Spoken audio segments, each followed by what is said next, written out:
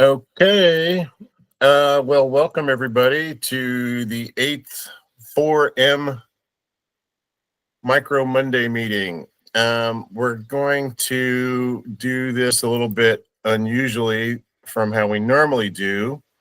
My wife and I are here. We're with High and Tight LSC. We recently passed the minimum standards review for round 2, and we're in the early stages of our dispensary. We're going to start off the meeting by offering up our elevator pitch for the community. So we're just going to go do that. Are you ready to get started, baby?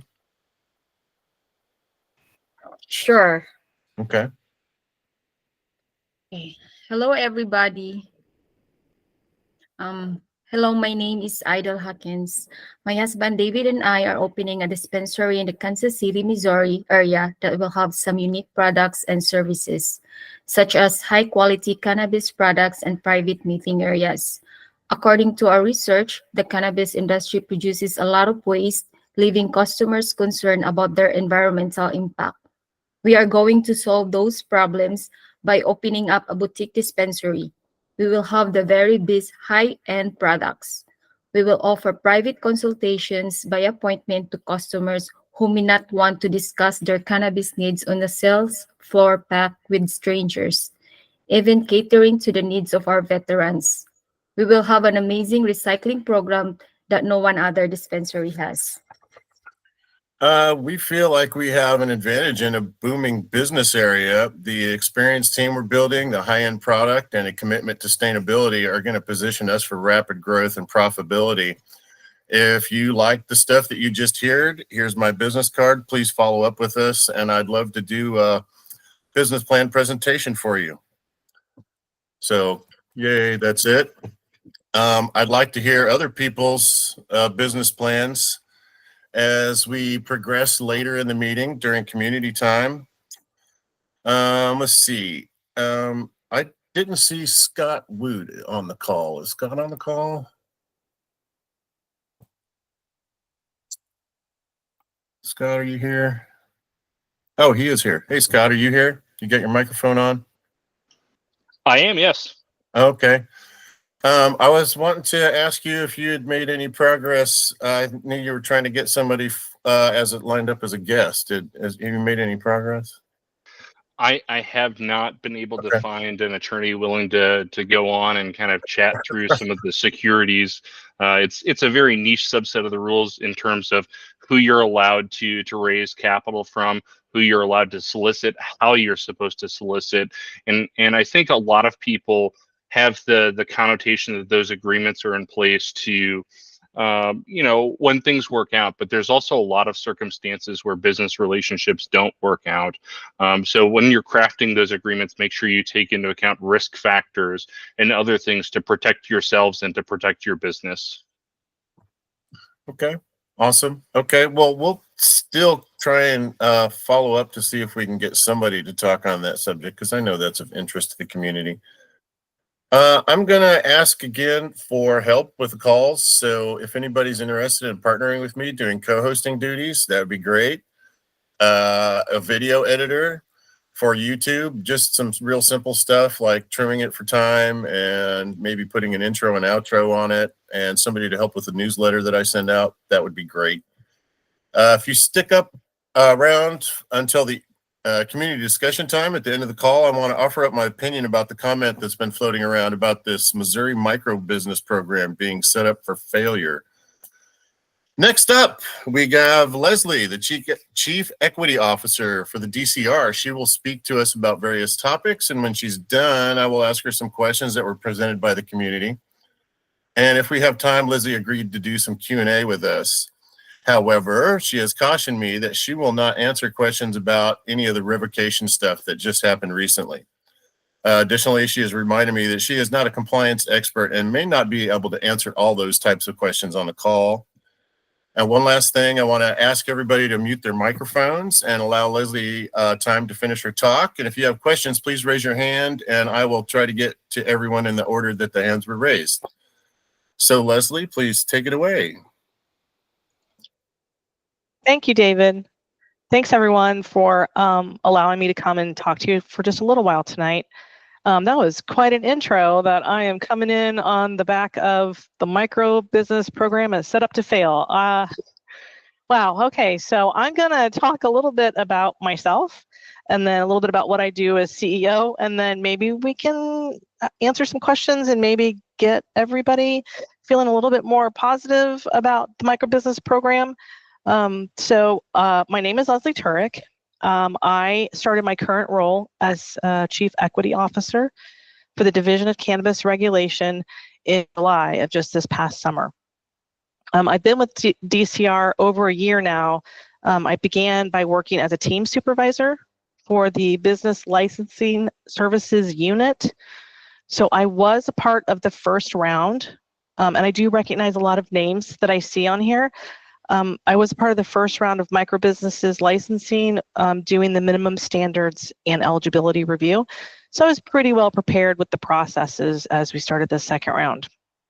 So a little bit about myself, just so that you know something about me. I am a Missouri girl, born and raised. I'm from Kirksville, Missouri. I grew up there and then decided it was too small for me, and so I needed to go someplace else. And I ended up going to St. Joseph, Missouri to college. I finished college there and then began my career life as in public relations and in marketing. I was really blessed that I had some really great jobs doing that. I worked at a medical school for a while. I worked with a group of banks doing marketing and their advertising campaigns for them. And I even got to be able to work with a zoo. And I did public relations, event planning, and marketing for them. Loved that job.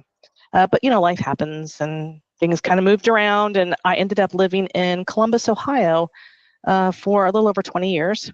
I was blessed that I got to be a stay-at-home mom for a while. And then once my kids got into school, I decided I needed to find something to do with my time. And so I went back to work. And a friend of mine said, oh, you should come to this middle school that I work at and be a classroom aide. And so I did that. And I loved it so much, being in a classroom with students, working with those middle schoolers. I decided to go back to school. So I went back to school and got my second bachelor's degree in teaching for grades 4 through 9. And my certification is in all subjects. So I ended up going back to the same middle school, and I taught everything from language arts and social studies to science and math, grades 6th, 7th, and 8th grade. So loved it. I was there about 10 years, and then COVID hit. And I think it slammed into all of us. So it was a rough year, 2020, to be an educator. And I stuck with it for another year and then thought, this is super stressful. I'm not sure this is what I'm going to do for the rest of my life. I'm getting older and I got to find something else. So I ended up packing up my life and I moved back to Missouri to be closer to family. And I was hired by the state of Missouri as the director for special student populations, and I worked with the Department of Elementary and Secondary Education. In that role, I was compliance for federal funding programs for students in foster care, migrant families, non-native English speakers, even students in delinquent institutions. I absolutely loved working with that school staff. Loved working with those families, trying to find new and innovative ways to support their students. But during my work with that department, I was approached by someone from the Department of Health and Senior Services to see if I would like to be a part of this whole new division that was just being established and the rules were coming together, and if my talents and skills would be worthwhile in that new division. And I thought, it's a new challenge. I am going to try it. So I moved over to the Division of Cannabis Regulation. I will be honest, I didn't know a lot about cannabis when I moved over. I have learned so much more than I ever thought was possible in the past year. Have found it to be a fascinating group of people to work with, a fascinating industry to be a part of. I really like the regulatory aspect of it. So I have gotten to use my education and my experience in marketing and public relations and I'm kind of using it in a new and different way as the Chief Equity Officer. So a lot of times people ask me, I don't know, you sound super important because you're the CEO. And I'm like, I do sound super important, but I am not super important. I am part of leadership, but I do have a really long list of responsibilities that I have to take care of. And most of my responsibilities are actually established in the Missouri Constitution. So one of the core responsibilities that I have is that I have to develop and implement programs to help inform the public about opportunities that we have at DCR through the Microbusiness licensing program. That also includes education about the eligibility criteria so that they understand what that means, what it means to own a microbusiness in the cannabis space in Missouri. I'm also helping to create educational programs that detail the licensing process so that people understand exactly every step of the way what it is that they're getting involved in when they apply for a microbusiness license, as well as trying to find good support resources for the current licensees that I have. I'm also responsible for that minimum standards and eligibility review. I work really closely with BLS, that's that Business Licensing Services, with that unit. We work together on the eligibility review part of that, but I am the one who really certifies that part of the review. And with that in mind, I also have to provide a public report, which I just published to the website. Of those activities, I also have an annual report that I have to publish for the legislature and for the governor regarding my activities and as well as the division's activities in regards to the microbusiness program. So, and that usually comes out in January. And then I'm also part of the outreach and education office now at DCR.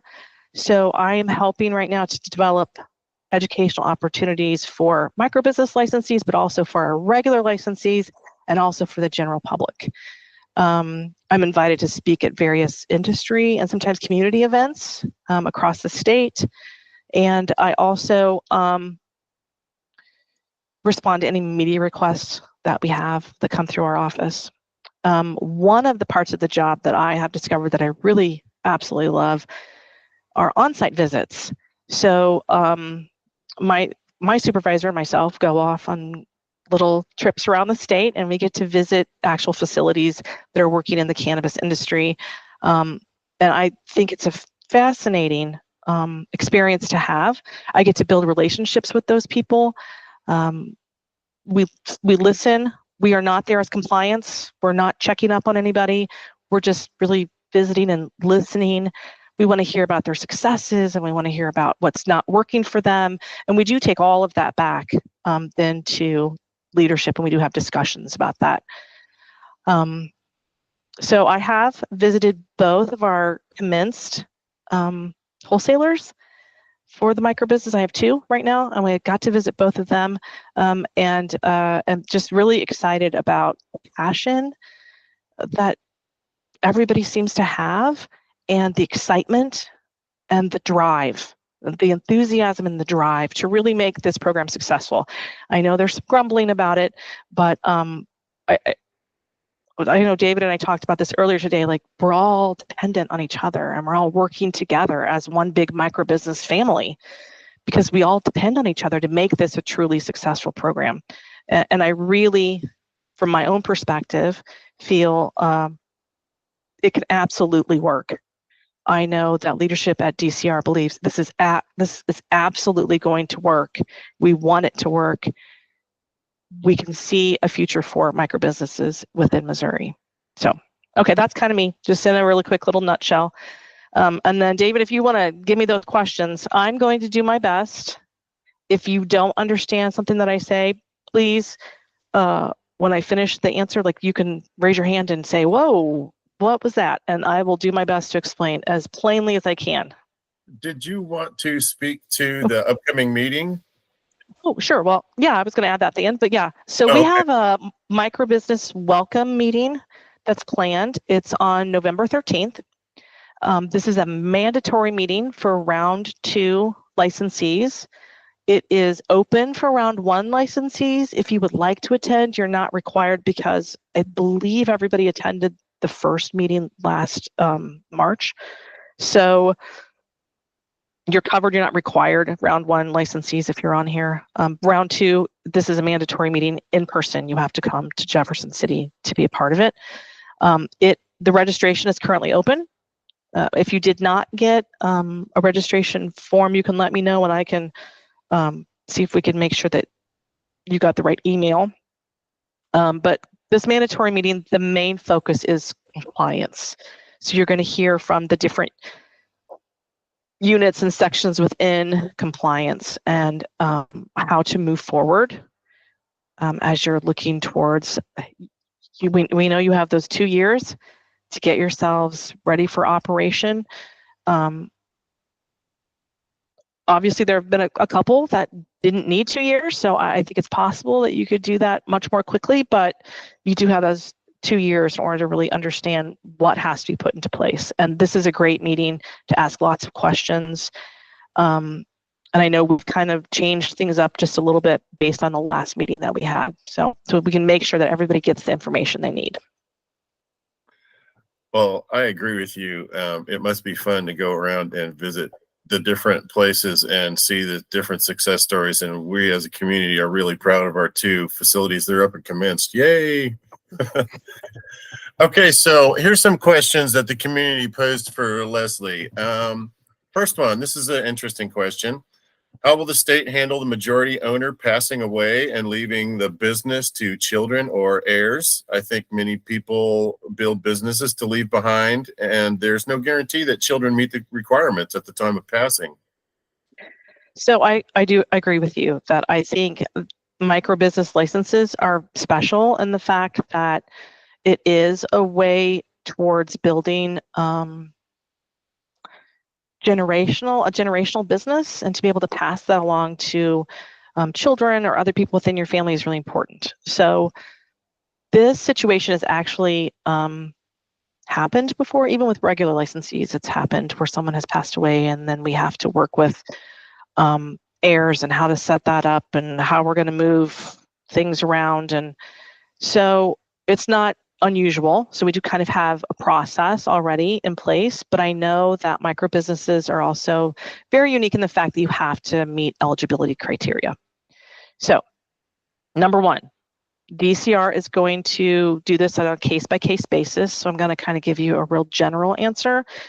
Obviously, it would be more specific to whatever the situation is that you're facing at that time.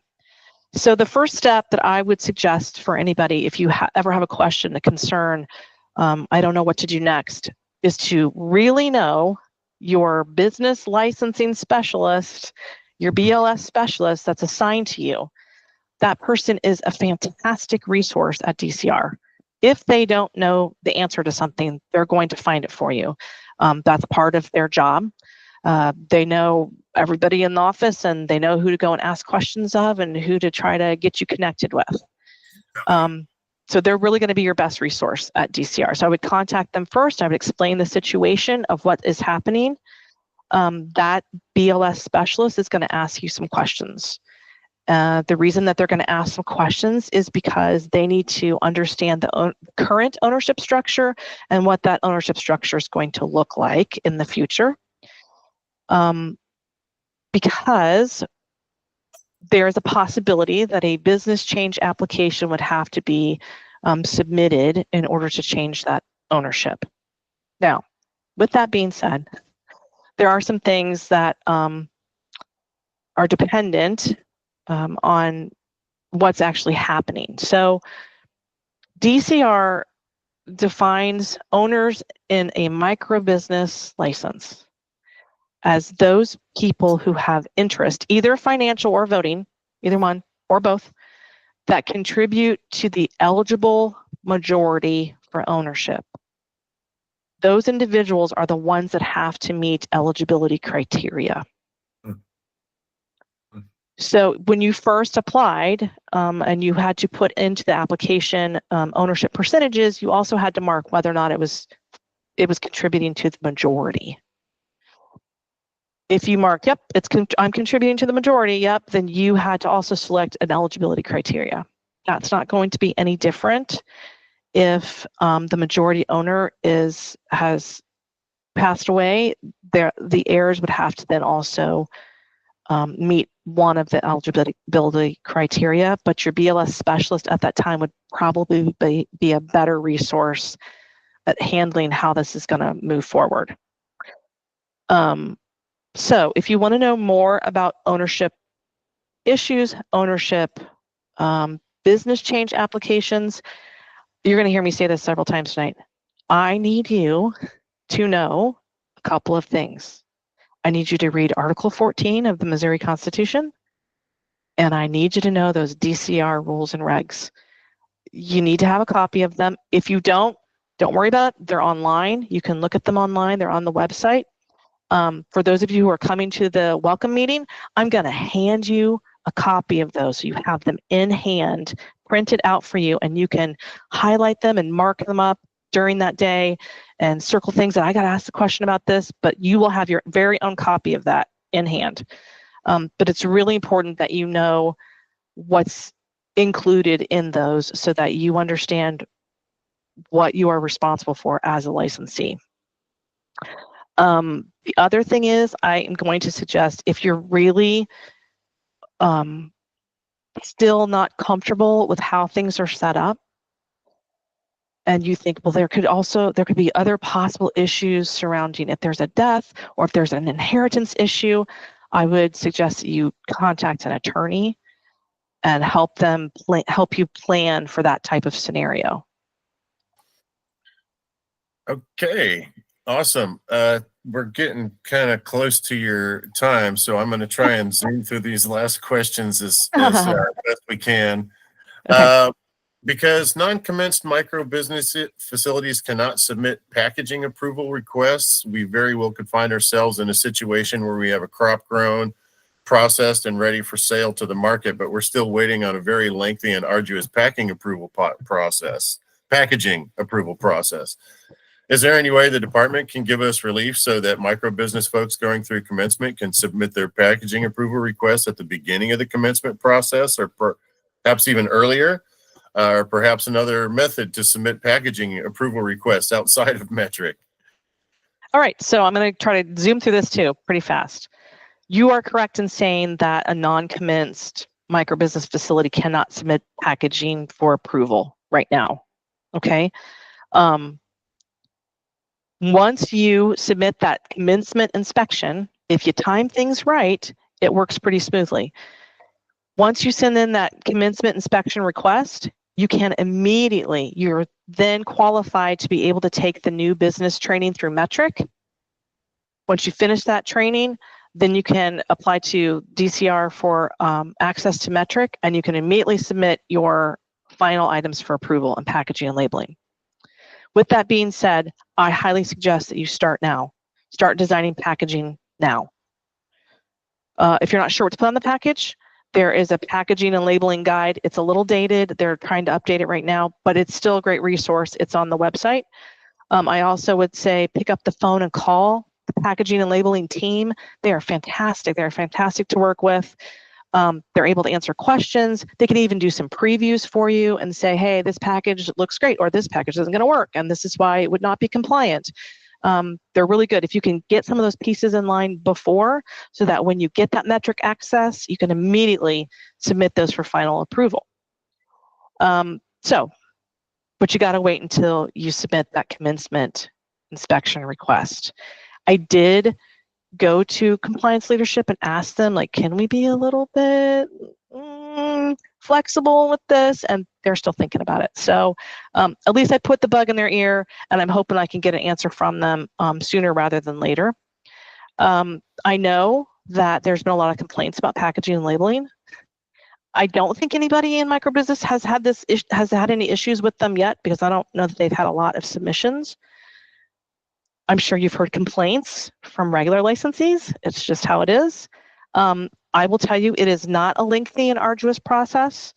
They are very efficient, and they are very effective in their process now. Like, they have a process down, and they work fast.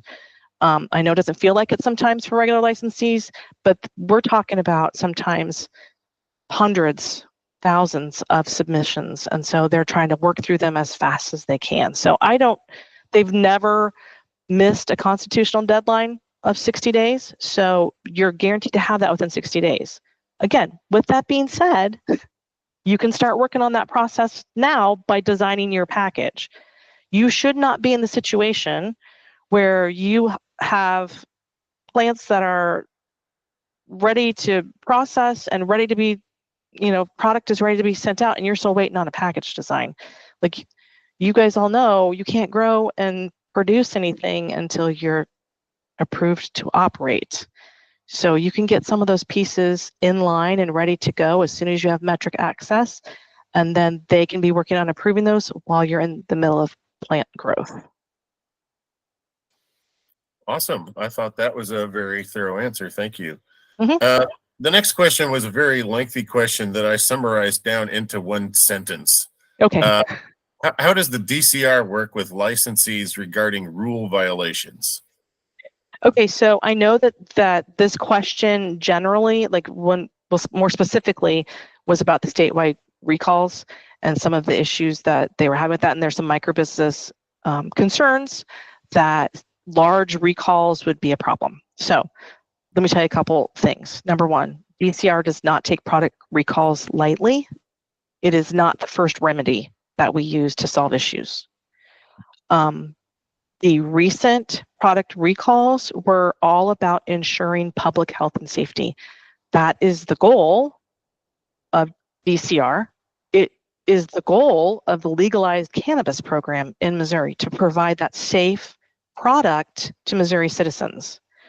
Can't give you all the particulars of the recalls, but I will tell you that there were some testing violations and there was a failure to track product.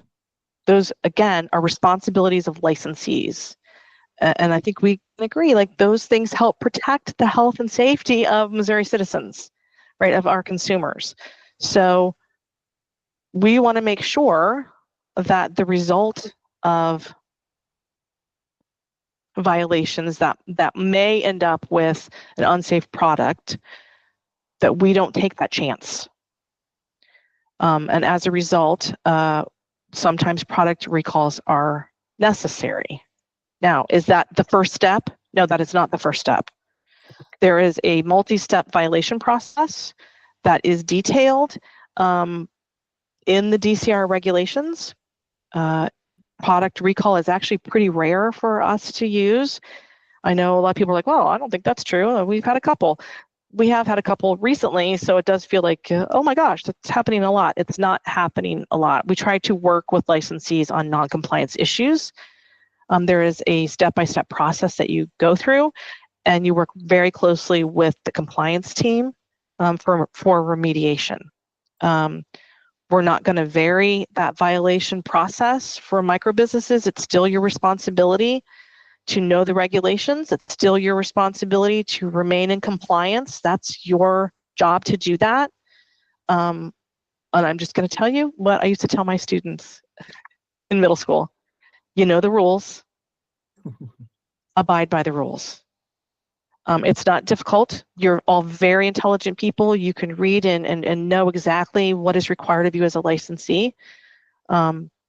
Again, those rules and regulations were established to ensure health and safety for Missouri citizens. And that's really ultimately what our mission is. Good answer. We got time to ask maybe 1.5 more questions. We've already gone over a little bit, but this is great stuff. The DCR has declared licenses from round 1 and 2 winners to be eligible or ineligible or not certified.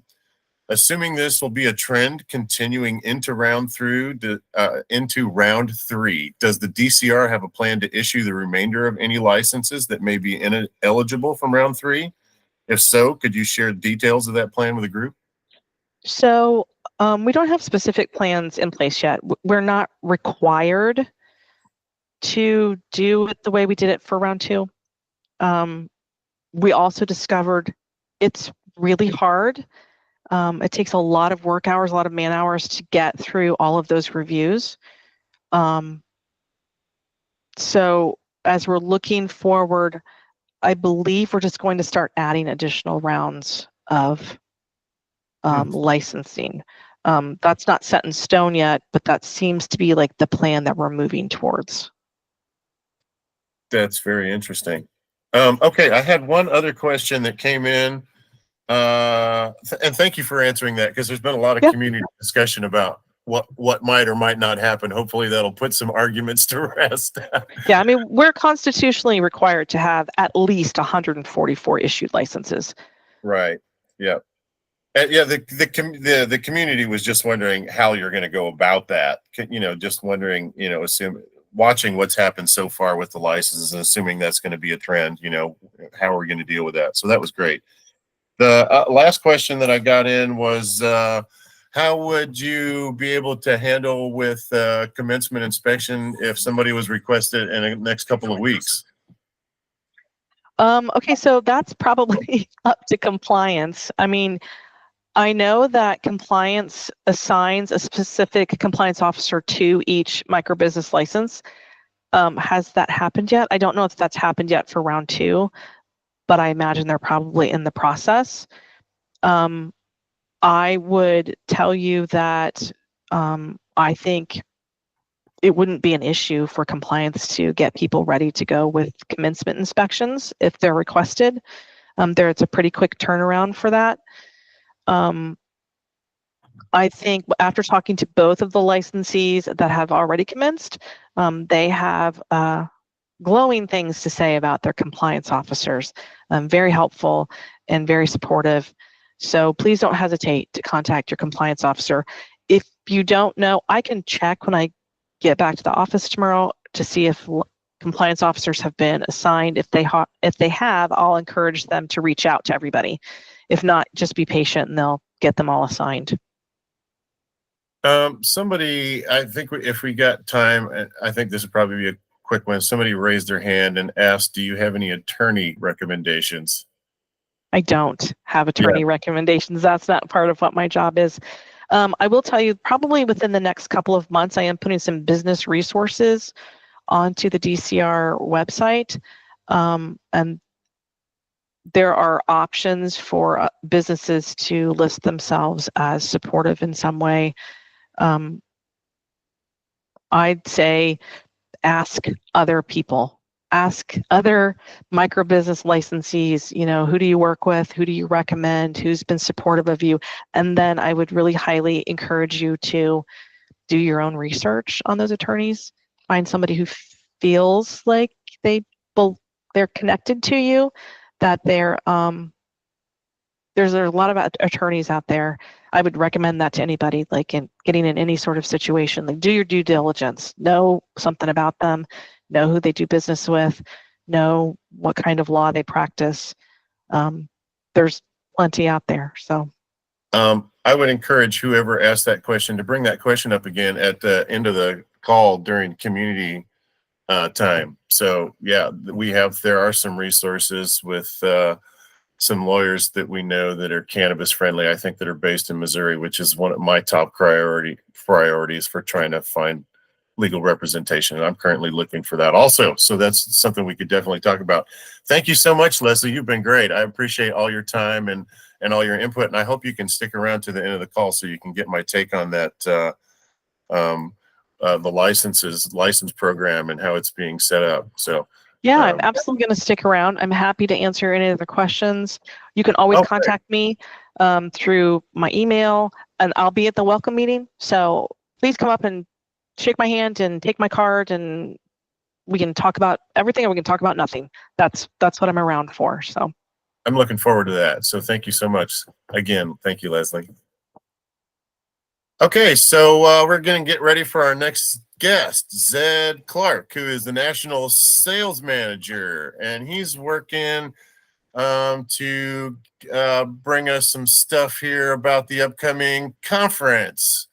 Are you on the call? Yep, I'm over here. Not sure if you are. can see me on this screen. I sure put can. myself on camera here so you can see me. And will I have the ability to share screen, David? Yep, I'm going to set that up for you right now, brother. Okay, perfect. Okay, I've already got it.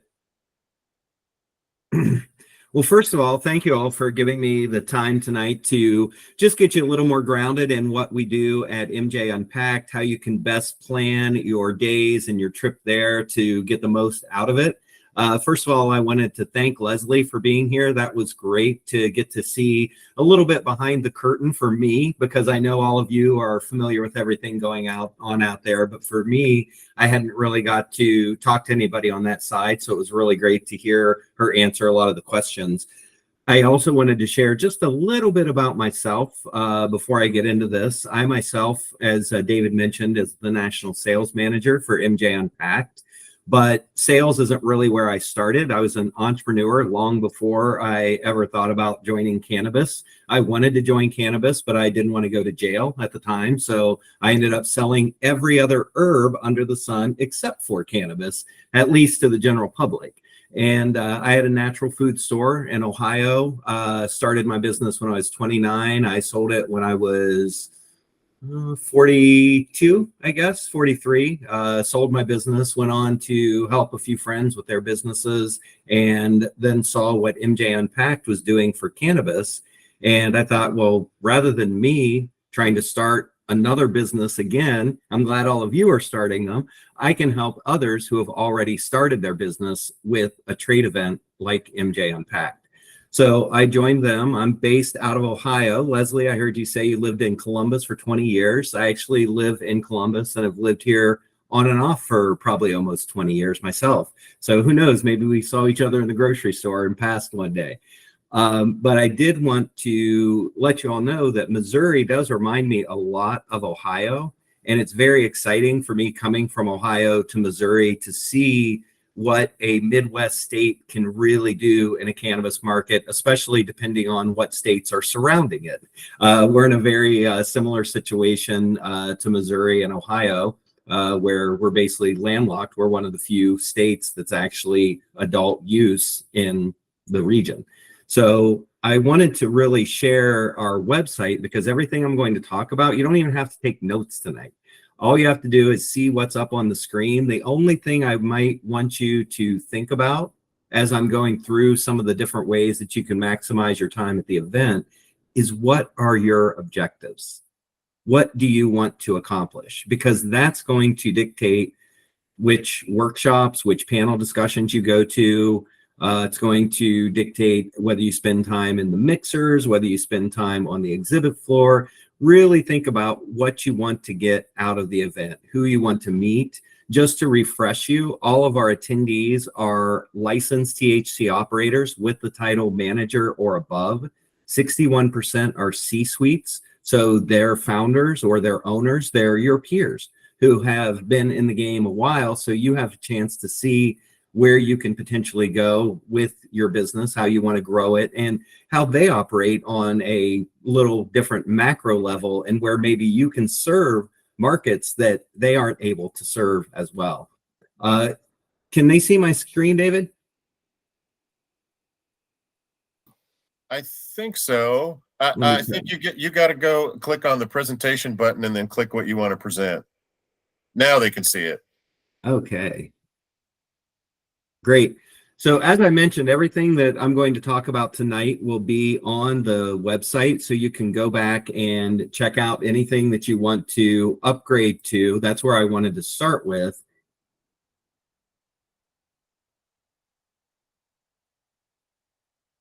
If you scroll down to about the middle of this page, you're going to see everybody who's going to be represented at MJ Unpacked. So you're going to see companies who are speaking. You're going to see companies who are represented as sponsors, exhibitors, or maybe even some of you might be on this list already if you've registered to attend. So you're going to have an idea of who's going to be at the event through this little scrolling carousel. And the other thing is, each of these is a hyperlink.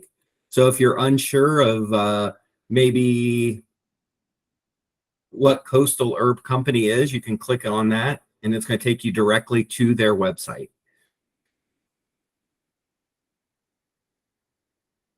The other thing I wanted to show you on this first page under the Attend tab is any of the meal upgrades. If you wanted to add in, for example, the breakfast or the lunches, these are networking opportunities that you can add in if you so think that's part of your objectives. Now, this is one of the best places to start here as far as how to navigate the show, because this is literally the exhibit floor. So you can already go online, you can see the exhibit floor. I'm guessing a lot of you maybe have been to Union Station already, so you sort of know where we are here. This is the Grand Hall. And you're going to see this is where the Missouri Microbusiness Association, this is where your suite is located. As you see, there's doors on here, so you can open and close depending on if you want to have private meetings there or if you want to open it up to let the general public come in. You've got MaryMed next to you. The other thing is you have the press room. Definitely catch those press people coming in and out. They're looking for content. They're looking for people to talk to. So you definitely want to connect with the press that are out there. This is where the entrance is going to be. And then there's another entrance down here. This is where you're going to also go to the conferences and the meal functions. So it's a fairly small exhibit floor compared to a lot of events that are out there. And what you're going to see here are the regular exhibit booths. And what these smaller squares are, these are the brand showcases. Some of you may have seen the brand showcases, and this is a way that we've created to make it easier, less expensive, and untethered when you come to an event to show off your brand or your products. Just so you know, as Missouri Microbusiness members, it is 50% off if you would want a brand showcase and add that into what you're already doing. And I'll share my email address at the end of this so you can contact me if you are interested in that. Hit me up on LinkedIn. David's got my direct contact information. Samantha's got my direct contact information. Magnificent's got my direct contact information. Probably a lot of the rest of you do. So just reach out to me directly. What you're also going to see here are the sponsors. So these are the different companies that are going to be there as well. Now, if you go up to the top here, when you're on the map, you can also hit agenda at a glance. Now, this is the part that I mentioned. You're going to want to get an idea of what your objectives are, because we have 3 different conference sessions running simultaneously on Tuesday and on Wednesday. One of those is for investment. One of those is for retail and brand. One of those is for cultivation and science. So depending on maybe what type of license you have or where you feel like you might need to learn more or become a little more proficient in an area, you want to make sure you schedule out those times. You can see the entire schedule at a glance, but I do want to highlight a few things specifically. And these are the special events. Again, this is actually on the website, so you don't have to take notes, but make sure you do check out the special events because these are going to be primo networking opportunities. This is the Welcome Mixer on Monday night. Now, a lot of you know the event is the 5th through the 7th as we've advertised it, but Monday night, the exhibitors start to come in. Monday night, the speakers start to come in. And Monday night, also the people who are coming to listen to the conference sessions are coming in. So since you're local in many cases anyway, I would definitely come to that Welcome Mixer. You'll want to make sure that you've checkmarked or signed up for it. There is no extra charge for that. So it's free. It's just included in your pass. So make sure that you sign up for the Welcome Mixer. On Tuesday, we do have a breakfast. It's for mergers and acquisitions. It's a networking breakfast specifically looking for those, not just those who are trying to merge or acquire businesses, but those also who are interested in learning more about mergers and acquisitions. That's going to be the room to be in. Plus, I think it's like $24 for the breakfast if you do want to add that in. We also have a networking lunch. Now, this isn't as narrow focused. As I mentioned, the M&A breakfast is mergers and acquisition breakfast. This is a networking lunch for everybody coming out of the conference sessions on Tuesday. They're going to want to come get a bite to eat. You'll have a chance to network with everybody. And these are going to be a lot of the speakers too, because they actually will need to eat and they're already there speaking. And most of those are C-suites, founders, owners or investors for different cannabis companies. And also included in the cost, as I mentioned, is that Monday night mixer and then our opening night reception. You definitely want to be there for that. Opening night reception from 5 to 7 at the Midway West at Union Station. We're going to have free drinks, just a great time to network with everybody, let people know what the Missouri Microbusiness Association is up to. If you're one of those who have a table in that space, you'll be able to take them into that room at that point. You can also let them know, hey, let's set up a time to meet tomorrow, because a lot of times people are so inundated with everybody that they're talking to on that night, they may not necessarily have time to have a deep conversation with you, but you have time to set up meetings for Tuesday or for Wednesday or for Thursday. Wednesday, we have another networking breakfast, a little bit different. Again, this is pointed towards investors. So this doesn't mean that you're actively taking investment in your company to get into this networking breakfast. You can be somebody who's just interested in learning more about those who do invest in cannabis or those who take investments. So we do have this breakfast option and then another networking lunch. This is going to be in between the conference sessions. And then for those of you who have brands that you're going to be launching, we have a brand only mixer. So when you come to that, we just do ask that this is specifically for brands. So if you're a cultivator and you're going to have a brand, or if you're a retailer and you're going to have a brand, that makes sense. But if you're just going to do retail with no branding of your own, that probably wouldn't be as an effective of a networking session. And then definitely the official after party, wanted to mention that. That's going to be at the garage and then next door at the honky tonk. But I don't want to get a lot into the details with each of these individual events. I just want to make sure that you know where they are. They're here. Mark your calendars. And then again, since you're local, if you have time, stick around for the Bon Voyage mixer. We have just a little mixer at the end of everything because a lot of people might be waiting till the next morning to fly out, or again, they're local. So you have time to get a little more networking in there at the end. And that's on Thursday from 3 to 5. If you are going to be staying at the hotel direct link is on the website as well. So you can go there to register. They were going to raise the rates today, but I think we've got them extending the special rates to the end of the week. We do have a limited room block. We were about 65% sold out. So we should be okay because we added a few more rooms, but definitely you want to make sure that you get the rates on that. And then if there's any specific questions you have, you can go to an FAQ section here and we break it all down, whether it's who qualifies to attend, what type of event that we do, who our speakers are, how you register. Everything is clearly laid out. And we've been doing this. This is our 7th live event, our 10th event overall. We did start during the pandemic as a virtual event, which it wasn't the best year to start a business in the event space, but we were able to get over that. The last thing I did want to mention here under the conference content,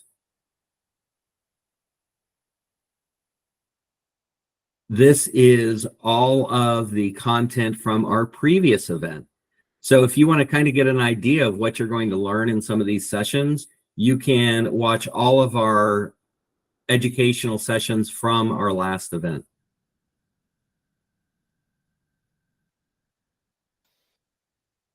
So are you going to do the same thing for this event? Like those videos will be available online for people to watch? I'm not sure. We were very lucky at the Hard Rock Hotel because the Hard Rock Hotel and Casino does live music and concerts and things like that there all the time. So they had an entire AV team with everything set up already to go. So I don't know if we'll have the luxury of getting to do this at the event, but that's something that I'll check beforehand and get back to you on, David. Okay. We did have a question from the community. Yes. We got Chris from Monster Farms has a question. Chris, what's up? So did I see that on the pricing? That's so it's it's $50 if you just want to go do like the kind of the meet and greet, but then if you want to see the speakers, it's about $500. Is that correct? No. Samantha, are you on the call? I am. Yep, I'm here. Yeah, if you could add in what the benefits are that the group gets with MJ Unpacked, that would be great.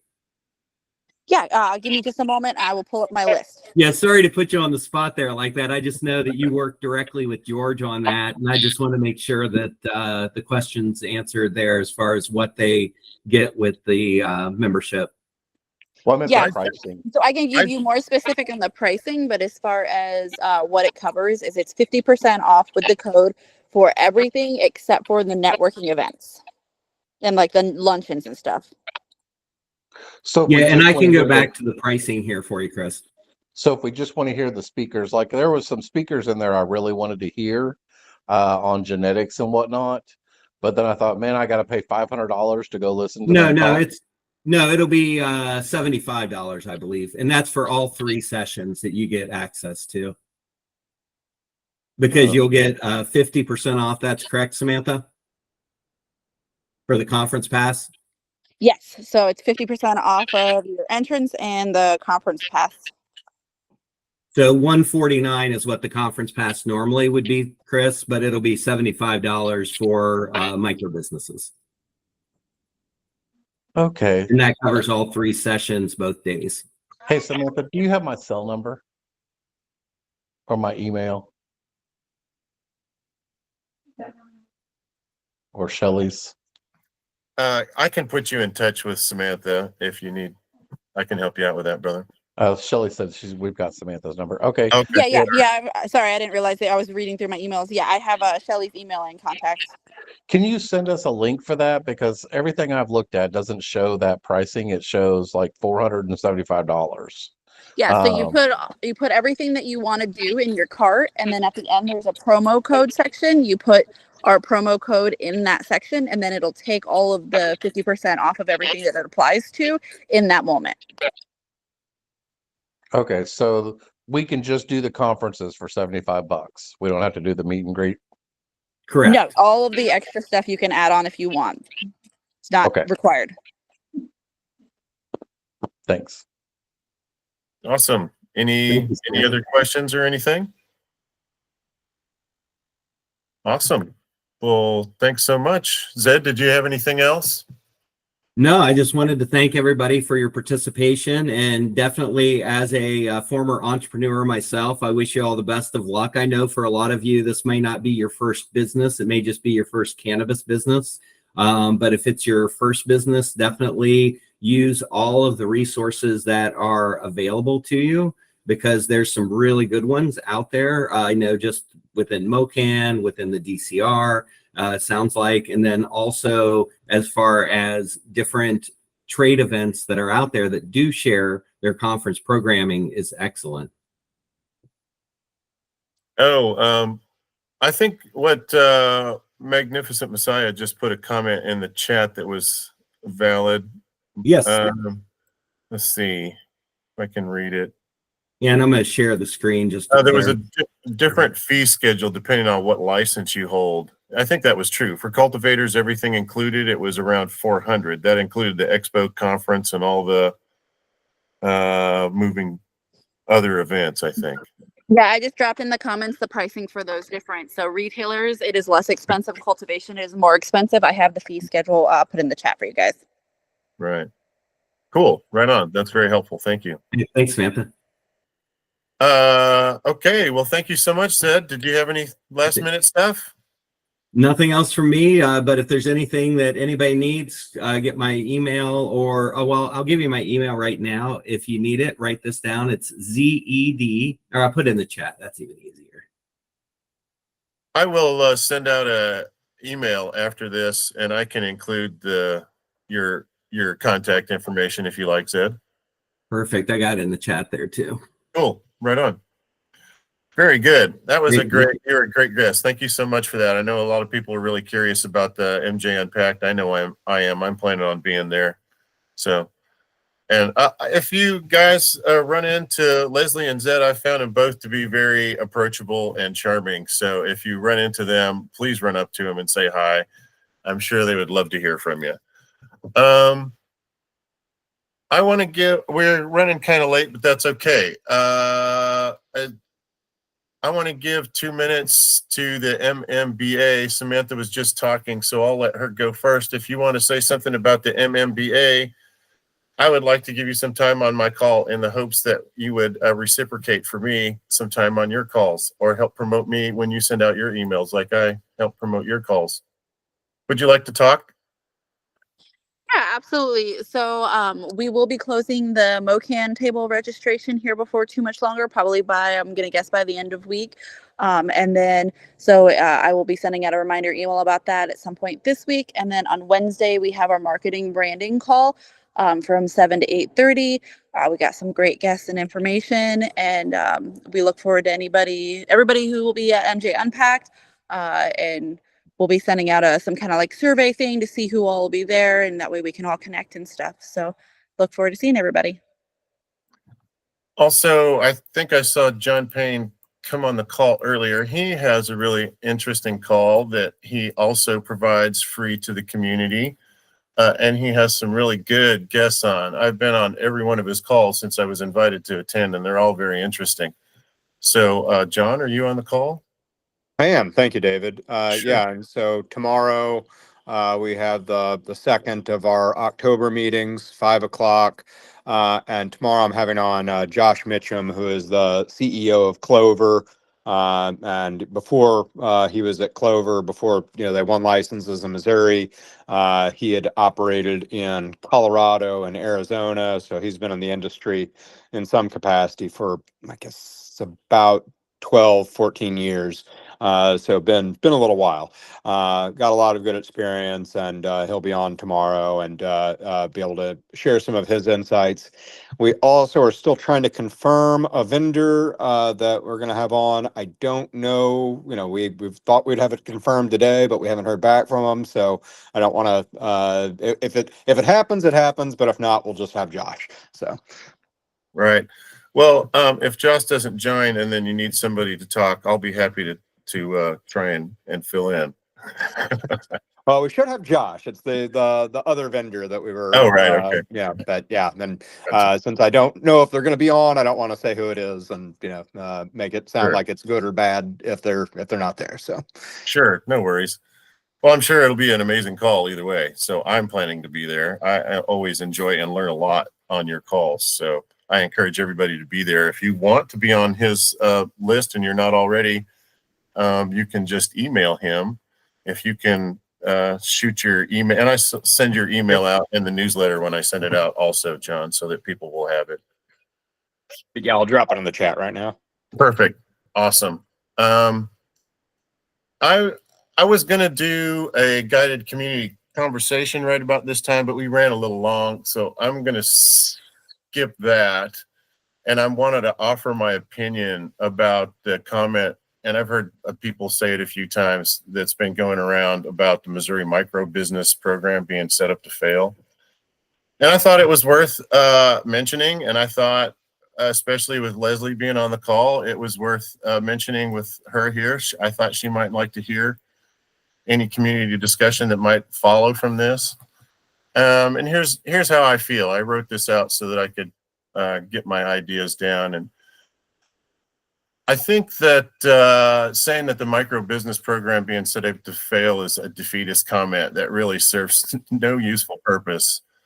When I hear people say this, I also usually like the follow-up comment is like, we're not going to get the resources we need to make these businesses succeed. And I agree that's largely true, but I don't think the program was designed to give us what we need for success. I think I threw my hat in the ring for a chance at success, and my wife and I got lucky.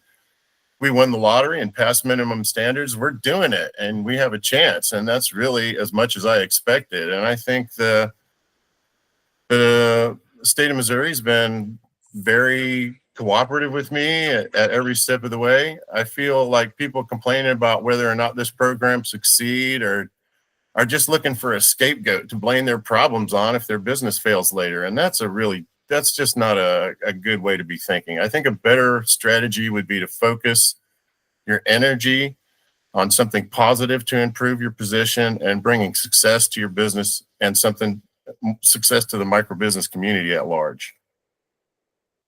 So if anybody had any comments, now's the time to either comment on that or whatever you guys want to talk about.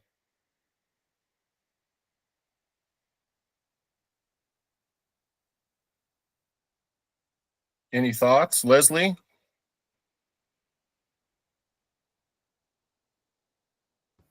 If nobody else has a question, I'd follow up with a question on what you just talked about, Dave. And Oh, sure. that is there another state that this is, I assume John probably knows this better than anybody. Is there another state that this is modeled after that suggests that, you know, how this is going to play out in the months and years ahead?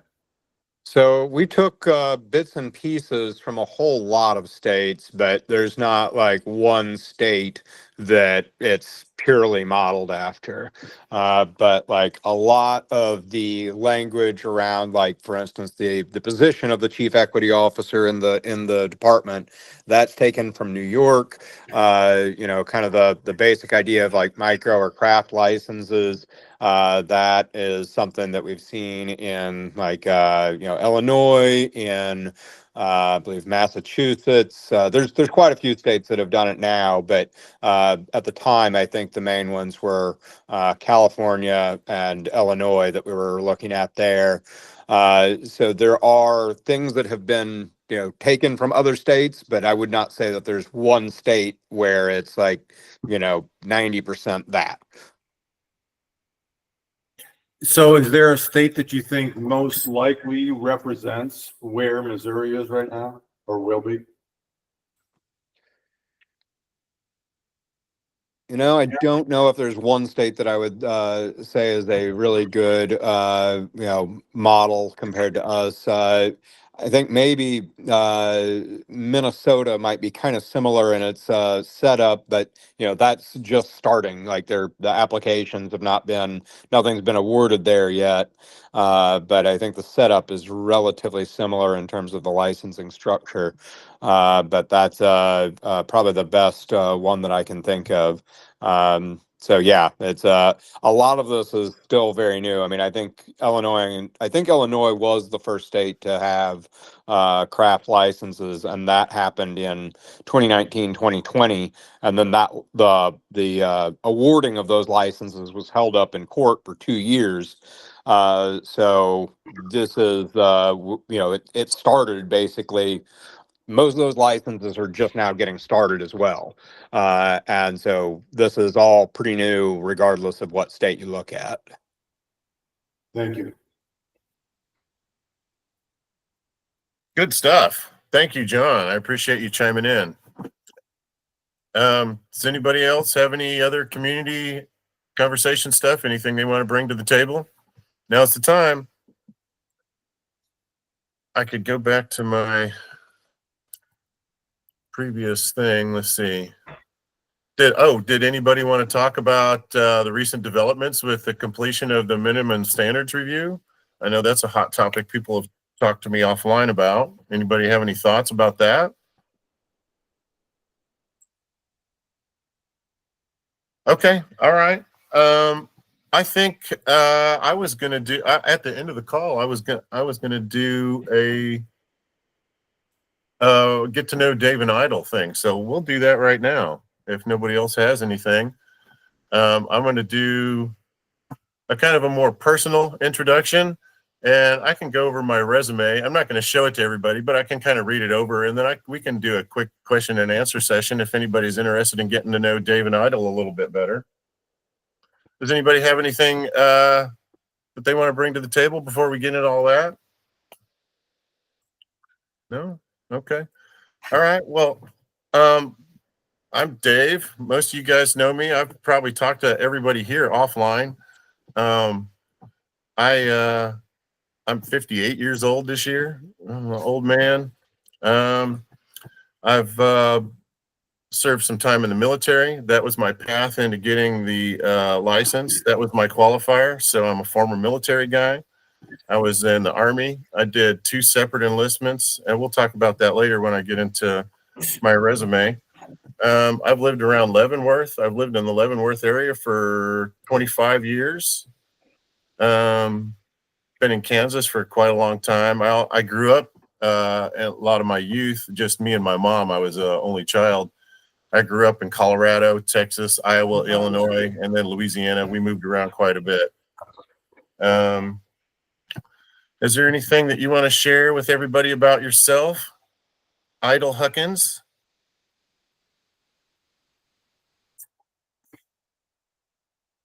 No, my wife is not going to speak, apparently.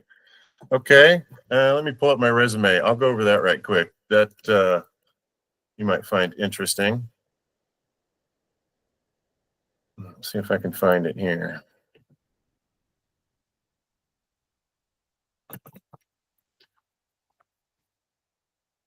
Once I find it here, I'm gonna start at the end and work to the beginning. Oh, wow, why did it not come up? Oh, I think I'm looking in the wrong place here. Hold on just a second, everybody. I can't believe there's so many people that have stuck around. Oh, now we're starting to leave them that are interested in hearing about Dave and Idle. Okay. Well, I remember my resume starts off with my military stuff. So, oh, here it is right here. Boom.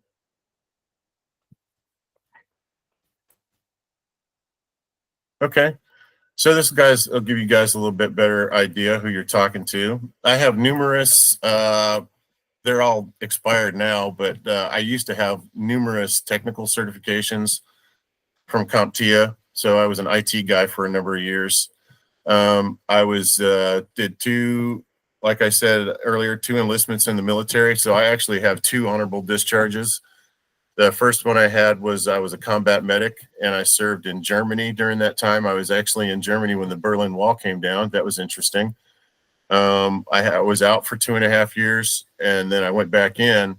And because I had a long break in service, I had to do basic training and school and everything all over again. So I've done basic training twice successfully, and all the minimum standards that you have to do to become a soldier in the military. I attended infantry school in Fort Benning, Georgia, and medical school at Fort Sam Houston in San Antonio, Texas in 1986. My second enlistment, I was a saw gunner on a Bradley dismount crew. So a Bradley is like a tank that has a back that opens up, and when it like is a mechanism to deliver infantry soldiers onto the battlefield. So drive onto the battlefield, the back door flops down, and I was the first guy out with a big machine gun, right? Right. So I was to suppress the enemy and keep the enemy's head down while the rest of the tank members would get out successfully, hopefully. After that, let's see, I got on here that I was a software development engineer and shift coordinator and team lead at Sprint from 2002 to 2004. At that time, I was accountable for 21 employees and was a mentor to 50 outsourced offshore employees as well. We were a 24-hour shop. So, you know, if something happened at Sprint where it was going to shut down production, I was allowed to escalate all the way up to the CEO in the middle of the night, and I enjoyed my job. It was spectacular. I was a project manager at Sprint, and that was during that time. That was when Nextel was bought out by Sprint. That was a hostile takeover, and I was working on a $20 million project to merge their billing software systems, and that was a really interesting challenge. So now we get to the part of my career when I was working for the military recently. I was a contractor. I worked for a company called Cubic, and I did that from 2008 to 2011. And I worked as, I build computer systems, both Windows and Linux, and then install software on them to help train soldiers for combat. And it'd be and then I'd also actually build out the networks and stuff, and we'd fly our system all over the world and then assemble the systems there and then set them up and train soldiers and simulated combat systems for what they were using all over the world. That was a really rewarding project. My piece of that project was the Muse integration, which was my piece looked like a video game. So it was the UAV flying over the battlefield, and you could actually, it was looking down in the simulation, you could actually see real world terrain but with simulated like tanks and buildings blowing up and explosions and stuff like that. So it was pretty cool, pretty high tech. And I did that for a while. And then, you know, I did some more lead stuff on that team. And then eventually we ended up, I'm going to just skip through most of this stuff here. Eventually what happened with that career path was, you know, what happens with a lot of contracting. It's a contract with the military for 3 to 5 years, at least where I work. Our contract was up, and the company that came in, I'd worked for them before, and I didn't want to work for them. So I didn't really put my hat in the ring for the next job, which really was a bad choice on my part, because then COVID hit and it became impossible to find work. So then the next thing that happened was, boom, micro dispensary lottery winner, and now minimum standards winner passer guy. So that's what's going on with Dave. Even though my wife doesn't want to talk about herself, I'm going to talk about her a little bit. She's pretty amazing. My wife is from the Philippines. We met online on a dating website for Americans to, well, not just Americans, but for people that were interested in dating of beautiful Asian women or men, whatever. And we started chatting about 15, 16 years ago, and we chatted online for about a year. And then I went to the Philippines to meet her. And then we decided to get married because she fell in love with me. I'm super handsome and amazing. Who wouldn't, right? And so we got married, and it was a really scary thing for her, you know, coming to America to live with some guy that she met on the internet. That had to be terrifying. And so she's pretty amazing. She's got, it took us a long time to get her citizenship, but she finally has now, because COVID slowed us down for that too. Right when we were getting ready to apply at the correct time for her citizenship, COVID happened, and they basically shut the immigration system down. And so it took us a couple extra years, but she's an American citizen now, and she's excited to be part of this business. So that's all I had. Did anybody have anything for me? Any questions?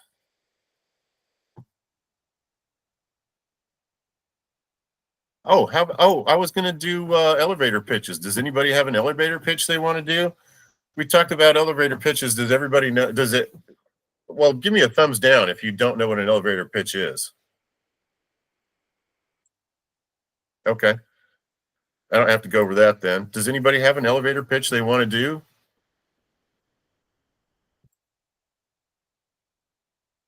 Elevator pitches are super important. I think that a lot of people are put off by that.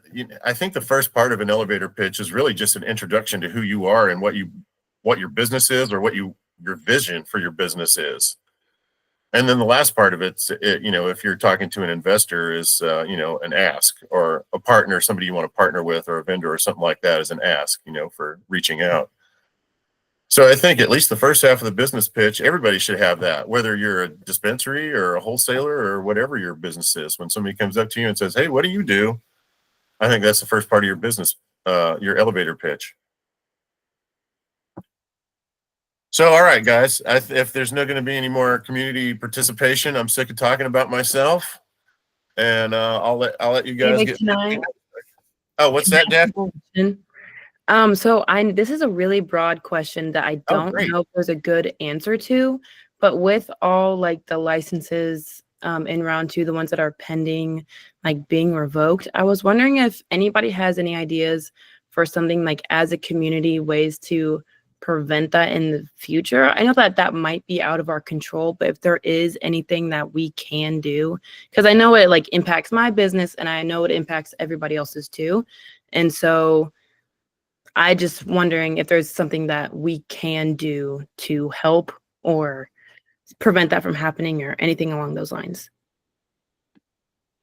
Yeah, that's a question that's been asked and talked about several times on calls. And does anybody have any input for Daphne's questions before I pitch in?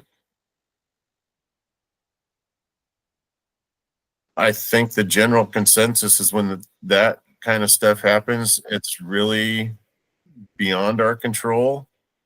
And the only recourse we really have is to make our voices heard, that we're concerned. That's what I think anyway. Keegan, you had something?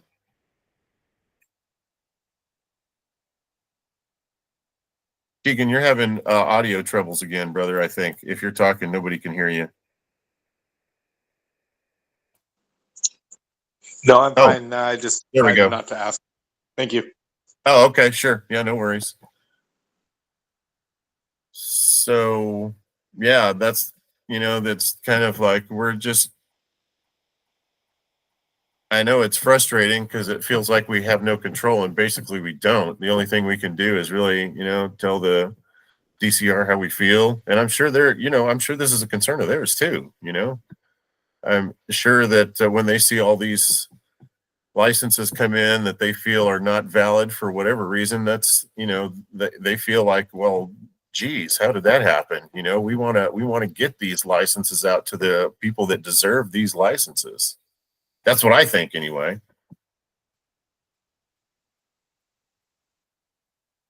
Sorry, all you got was my opinion, Daphne. No, I love to hear your opinion, David. I appreciate it. Oh, thank you. What did everybody think about my opinion about the comments about earlier that I was responding to about the program being set up for failure? I'm interested in what people's thoughts were about that.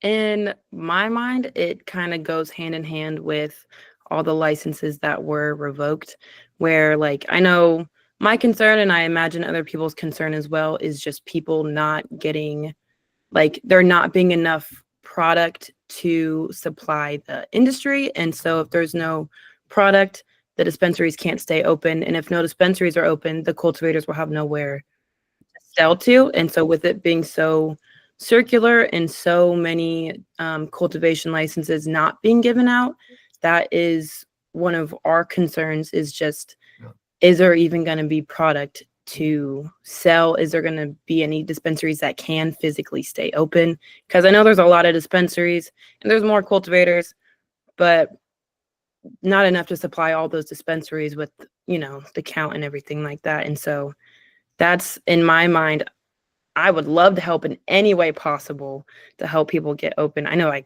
obviously can't do that much, but if there is anything I can do, but in my mind, that's the negative. Whereas there is the positive, as you said earlier, is just working hard to help everybody out as like the community, as the family, everything like that. Well, I think the biggest contribution you can have for the community is just being the micro business darling that you already are. Keep coming to meetings and contributing. People have lots of questions about, for the first place that's gotten commenced. David Brodsky has his hand up. He wants to contribute. Hey, Dave, what do you got, brother? Yeah, I just wanted to add to the conversation about supply that Daphne brought up. I've given quite a bit of thought about what these licenses can produce, what we need in terms of supply. So just some rough numbers. If you do an indoor grow and you do what I would call medium sized plants, which would be like 6 plants in a 3x6 tray space, or 6 plants in a 4x8 tray space, you end up at roughly 2,500 square feet of flowering canopy. That should be able to produce roughly 80 pounds a month per wholesale license. Now, again, that's everyone maximizing their facilities, which will be a incremental process. The stores, and this is very general, the stores roughly need about 50 pounds of raw flour a month per store. And then, of course, all the ancillary products to go with that: edibles, vape carts, concentrates, pre-rolls. Flour constitutes about 50% of our sales, roughly. So there really should be enough supply. I think where the concern lies, and rightfully so, is one, getting funding is always a challenge for, regardless of if you're a micro business or not. And then the 250 plant limit, can be a limiting factor. And one thing that I know we've been talking about for, ever since I've shifted my focus to the microbusiness world is the idea of the wholesale licenses co-locating. If you can get 2 wholesale licenses co-located, operating together, coordinating together, that's roughly 5,000 square feet of flowering canopy, and that should be enough of a large enough of an operation to get some economies of scale and do well. So just my 2 cents. Well, thanks for pitching in. I had a question, Dave. Is that a new logo? No, that's one I've been rocking for about a year and a half. That's purely for the West Egg consulting part of what I do. I like it. That's really cool. Is that the Monopoly Man? So West Egg is where Gatsby lived. Okay. All right. And West Egg was kind of like the blue collar wealthy folks that actually had to work for their money, in contrast to the East Egg inhabitants that were the old money snobby people. Gotcha. Well, I like your logo. I think it's really cool, man. Yeah, you're welcome. Chris from Monster Farms had something. What do you got, brother? Hey, so mine's for David. So I heard that when the comprehensive licenses were starting to come out for adult use, that they were shipping off their just bags of product to the dispensaries, and the dispensaries were helping do the packaging. Is that an option with us? Yes, it should be, and you're absolutely correct. That was happening at the very beginning of the comprehensive licenses. Some stores on the comprehensive licenses were able to do that, and some weren't. But the only reason for that is because they were beholden to certain things that they had written in their applications. Whereas we have not written any scored applications where we're beholden to anything that we say. So all the microbusiness licensees should have the option of receiving bulk flower and packaging in their facility. Okay, Leslie, feel free to correct me if I had that wrong. Yeah, I mean, because that could be a big holdup. I mean, like our operation's 4 people, with everybody having full-time jobs. So if everything's trimmed and our bottleneck is packaging, it'd be so much easier just to put everything into appropriate bag and send so many packages with it and say, here you go, guys. Yeah, So, and that's exactly what was happening. okay, because trimming and packaging is going to, I mean, for small operations is going to be a bottleneck. Yeah, and that trimming. Hey, it's Leslie. I'm just going to tell you, I don't know the answer to that question, but I wrote it down, and I will talk to compliance tomorrow, and I will get back with David with an answer as soon as possible. Awesome. Thank you so much, Leslie. That is good stuff. I had some questions about the Missouri Microbusiness Association, but I think I'll table those for next week. Does anybody have anything else? We got several minutes left, and we can go as long as you guys want to use. It's fine for me, however long you guys want to go. Anybody have anything? Okay. All right. I'll take that as a no. I think this has been another amazing meeting. Thank you so much for everybody's participation, especially my amazing guests this evening. Thank you, Leslie, and thank you, Zed, who's already left. I know he had some important stuff to go do.